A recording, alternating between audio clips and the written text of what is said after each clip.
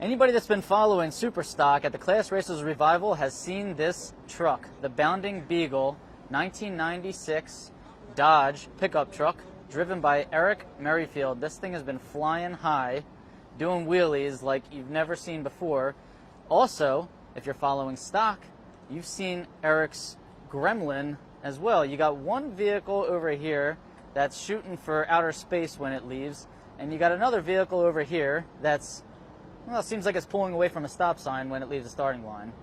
Eric, how we doing? We're doing okay. We're doing better than we were yesterday. We almost we had to abort on round 2, and we were going towards a wall. So sometimes you have to look for the soft landing and call it a day. Well, if you aborted, we know it had to be serious because we've seen lift. some of your wheelies. And I did have to lift, but I did Dukes of Hazzard it through the dirt and kept my foot in it and was hoping and praying he would break out or catastrophic failure or something, but it didn't happen. We just got by Ricky Decker, which was a nice redo of a 2012 final at the Fall Classic, where I jumped the starting line and went red. And Ricky got that $1,000 paycheck, and I got $500. Ricky Decker's a tough competitor. I believe he's finished #1. He's a world champ in the world before. Yeah, he's won probably in his division a couple times. Yeah, he's won the world well. championship, I believe. Now, this truck is a GT TD. Yep. Can you give us a little insight what size the engine is, horsepower rating? This is a 360 Magnum drag pack motor. It's 275 rated at. It's never been adjusted. The motor originally was put together by Jeff Taylor as a total stocker motor. We did proof of concept, and it would run under the index. And at the time, I was hoping that you could still win the class money, but they did away with it the year we put the truck together. It's exactly why Ed sold the Gremlin. Then he put a little small street cam in it, and it went 1080s.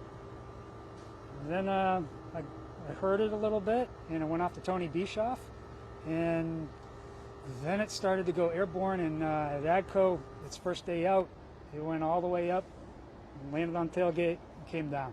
Oh. I still went rounds with the Gremlin the next day, but my neck was sore. We got to find that YouTube video. Now, yeah, if it went to Bischoff, we know it was making probably more power than it was It's definitely before. making more power than it is now, because I heard it a couple years later, and Jim Reed put it back together.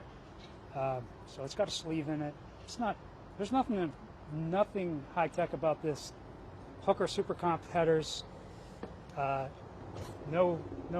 Nothing's been done to the intake as far as risers or what have you. Even has an Optima red top in the factory location. Well, that's due to after that monster wheel stand, Tommy Goldman put it back together. Yeah, most racers are moving batteries to the back, and you're moving them to the front to keep the car down. Now, This is a special truck. Tell us what's so special about this truck. It's a 1992 pilot truck. So it was like one of the first. It's like the first vehicles that the factory made.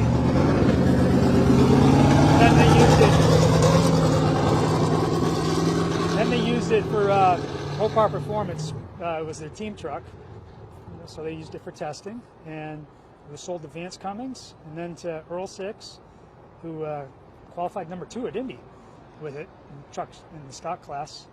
And when Earl got ill, he put it up on Racing Junk, and it was the best $10.5 grand I've spent. Both vehicles were acquired for $10.5 grand when they were purchased. But Ed's came with one ugly trailer. I think it might be the ugliest trailer in D1. It's the anti-gold rush. The anti-gold rush.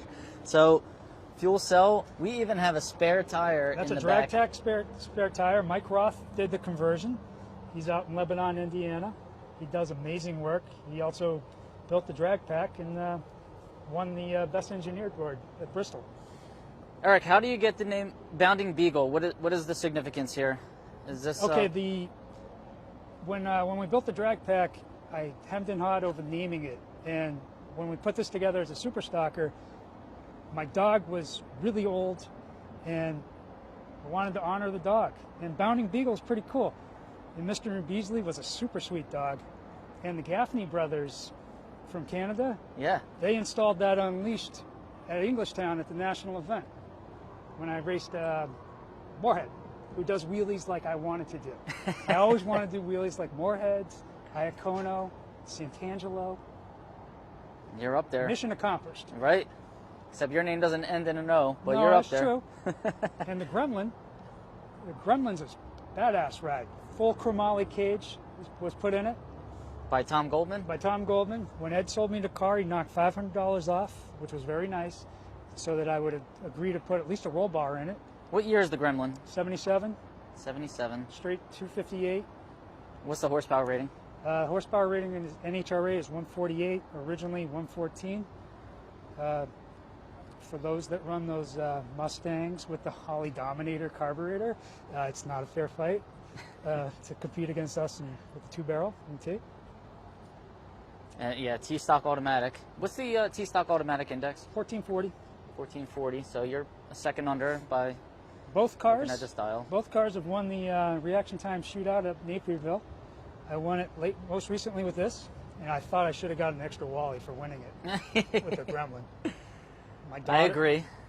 My daughter wrote her college essay, got herself between $80,000 and $100,000 worth of scholarship money, describing her fateful journey at round 2 at Lebanon Valley against Steve Fioschi, the engine builder, running the Cobra Jet. I put a 1401 on the window. No, it was 1399, and I knew it was going to go 1401. And just told her to keep her foot in it, don't screw anything up. She was looking at him in the rear view, watching his wheelie, and hit the rev limiter. Oh. So, it's a keeper. I may have to keep it forever. I mean, Well, it's a staple now. it's such a toy. I love seeing the Gremlin. I'm not, I try not to root for anybody, but I got to be honest. When I see the Gremlin lining up at the starting line, I'm kind of hoping to see the win light come on Yeah, for it. it's not the easiest one. I screwed it up yesterday against the Cobra Jet. It's only the second time I've been beaten by a Cobra Jet. I knew I had him. I just didn't think I was going to break out. I should have scrubbed some more. And he went by me at 150, and I was going 90.